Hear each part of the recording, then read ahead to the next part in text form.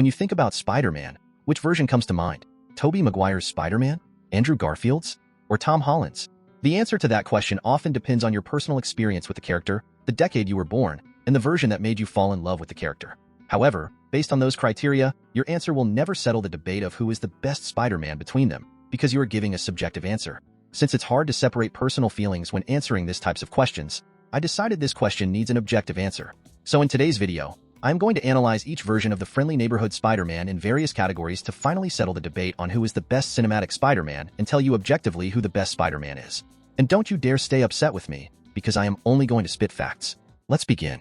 Side characters. This is probably the easiest category. I don't have any doubts that Tom Holland's Spider-Man has the best side characters among the three. When you have Doctor Strange and Tony Stark as side characters, the competition is over. Not to mention that besides those two, he still has Happy, Ned, and Aunt May. They are charismatic, funny, and memorable. To be honest, I don't even remember many side characters from Andrew's movies.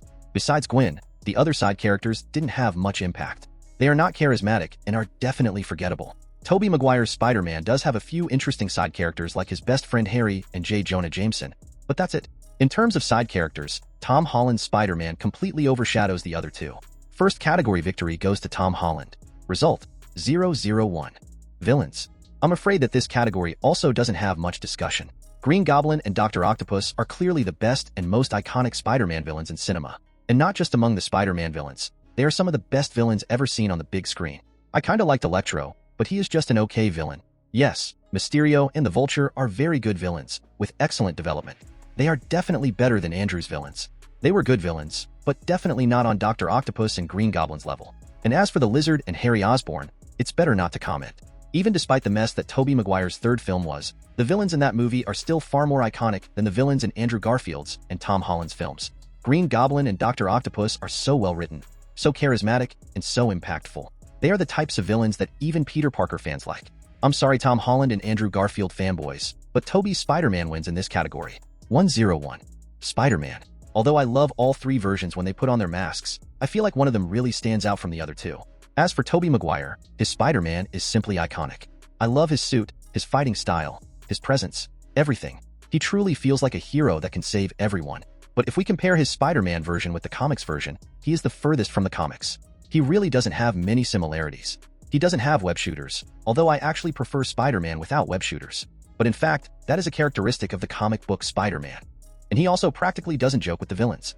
As for Tom Holland's Spider-Man, besides being very different from the classic Spider-Man in terms of his suit, he also doesn't joke much with the villains. He always seems like a scared kid. He does try to be a bit funny when making nerdy references. But in this category, neither of them compares to Andrew Garfield's Spider-Man. They are the complete opposite. Andrew Garfield's Spider-Man is just too fantastic. He teases the villains in super creative ways, and his body language is perfect. The other don't even compare to him in these two aspects of the character. Not to mention, just like in the comics, he doesn't ask for help from anyone. He simply puts on the cloth suit he made and goes after the villains. Incidentally, something that Tom Holland's Spider-Man fails at a lot is this. He always expects to have help. Not to mention his suits weren't even made by him and are full of technology. Yes, that makes sense since he is part of the Avengers, and he has certainly faced much more powerful threats than the other two. So it's obvious that he needs a stronger suit. But that makes him stray far from what is the essence of Spider-Man. I have no choice but to give the victory to Andrew Garfield's Spider-Man in this category. Result: 1-1-1. Peter Parker. There's not much to say in this category. Tobey Maguire's Peter Parker is definitely the best among the three. He is the closest version to the original Peter Parker created by Stan Lee. There's not much to disagree about. If you are disagreeing with this, it's either because you are a Tom Holland or Andrew Garfield fanboy, or you never read the original Spider-Man comics. The constant problems he has with J. Jonah Jameson, the fact that he wears glasses, his unruly hair, the bullying he suffers at school, it's all exactly like the comics. And yes, I know that Andrew Garfield's Peter Parker also has many characteristics similar to the comic book version, but you can't deny that he didn't have the same impact as Tobey Maguire's Peter Parker. Don't agree? Then why does everyone remember Uncle Ben's death in Tobey's Spider-Man, but no one remembers Uncle Ben's death in Andrew's Spider-Man? That's literally the moment that shapes Peter Parker character for the rest of his life.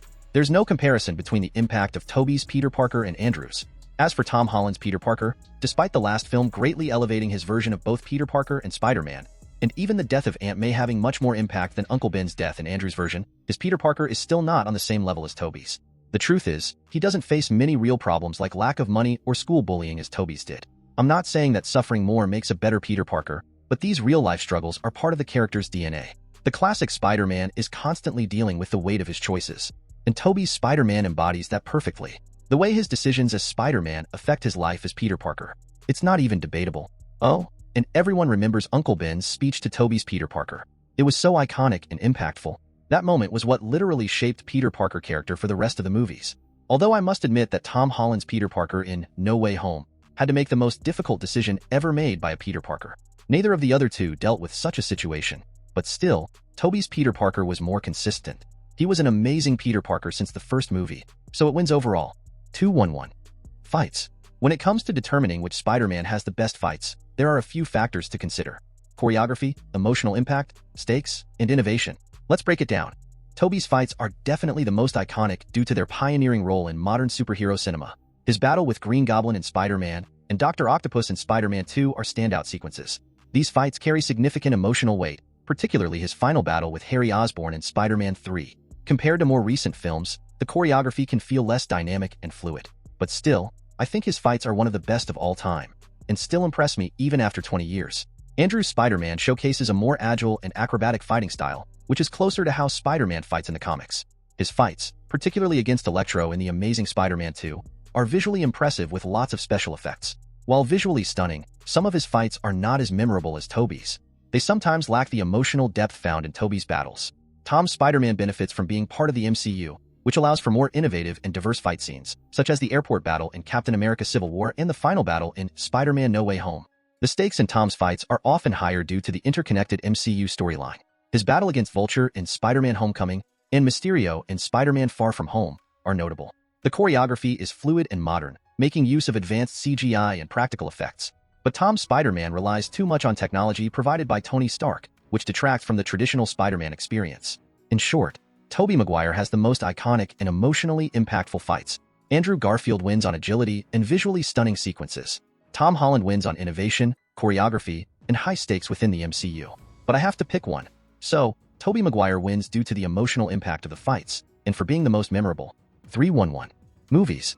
You might say that it's unfair to include this category in this video because Andrew Garfield's Spider-Man only has 2 movies. I get that, but still, his Spider-Man has 2 movies, which is only one less than the others. And honestly, I don't need to see a third movie to know which one of them has the best movies in general. Now with that out of the way, let's start. To start off, the context in which these movies came out is really relevant. Nowadays, we are all used to superhero movies, and we expect at least 2 or 3 superhero movies to come out each year. But when you go back to 2002, when the first Tobey Maguire Spider-Man movie came out, this was not the case. Spider-Man was the only superhero movie that came out that year. At that time, superhero movies were still not completely accepted by the general public, and with good reason. Although some good superhero movies had come out before Spider-Man, most of them were not that good. Not to mention, the CGI effects back then were not that impressive. And you know how important good CGI is to make a superhero movie.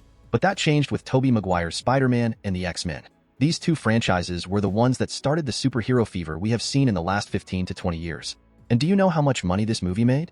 Remember, this was a time when people didn't really take superhero movies seriously. People truly didn't have any hype to go to the cinema to watch a superhero movie.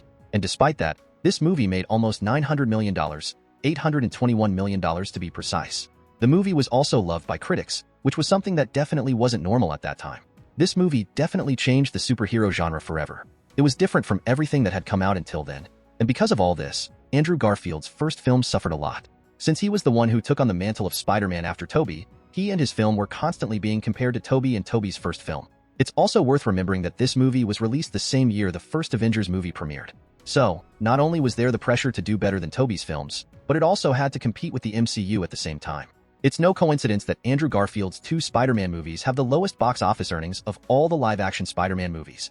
And even though they are definitely not my favorite films, I like them and even think they are underrated. Oh, and let's not forget that Peter Parker in The Amazing Spider-Man has the best girlfriend of the 3 versions of the friendly neighborhood hero. As for Tom Holland's films, they were not just well received, but fans had long been requesting Marvel to introduce Spider-Man into the MCU. Every MCU fan dreamed of and believed that the Avengers needed to have Marvel's most iconic hero. So, we can say that Tom Holland's film started with an advantage over the other 2, because not only did everyone wanted to see new Spider-Man content, unlike in Tobey's case, and his Spider-Man also didn't have the pressure that Andrew's had to match or surpass Tobey Maguire's, precisely because Tom Holland's Spider-Man was not the direct successor to Tobey Maguire's Spider-Man. And at the same time, while the MCU was hurting Andrew's Spider-Man, Tom Holland's Spider-Man was benefiting from the MCU. The MCU was protecting him in the sense that Spider-Man was not the main guy in the MCU. The MCU already had its protagonists. We already had Cap and Tony Stark. So it was like, if Spider-Man was a failure, it wouldn't be a tragedy for fans because we still had a lot of other heroes keeping the MCU exciting.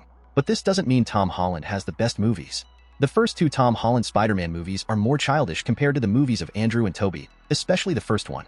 This doesn't mean they are not good or that I didn't like them. I love both, especially the second one. But the first two movies had a problem that was resolved in No Way Home. In the first two films, Peter Parker was always in the shadow of Iron Man. We didn't see an independent Spider-Man like we did with Tobey Maguire and Andrew Garfield. However, when No Way Home was released, the game changed. Peter Parker's Spider-Man finally became a mature Spider-Man. He no longer needs Mr. Stark. That movie was one of the best cinematic experiences I have ever had in my entire life. If I were to rank the movies individually, this one would definitely be in the first place. But the point of this category is to compare all the movies of each Spider-Man as a whole. In the category of movies, there is no doubt that Tobey Maguire's films, especially the first two, are the best of the three Spider-Men. Tobey movies have the best fight scenes, the most iconic scenes, and definitely the best script. Andrew's movies probably had the best CGI, and Tom has the best movie. So, in terms of movies, Tobey Maguire wins. But I am going to also give a point to Andrew Garfield for having the best girlfriend amongst the three. So, final result, 4-2-1. The winner is Tobey Maguire Spider-Man. And that's it. The debate is finally settled. Now, when someone asks you who the best cinematic Spider-Man is, you can tell them with 100% certainty that it's Tobey Maguire. And if they disagree with you, you just need to show them this video. It's up to you now.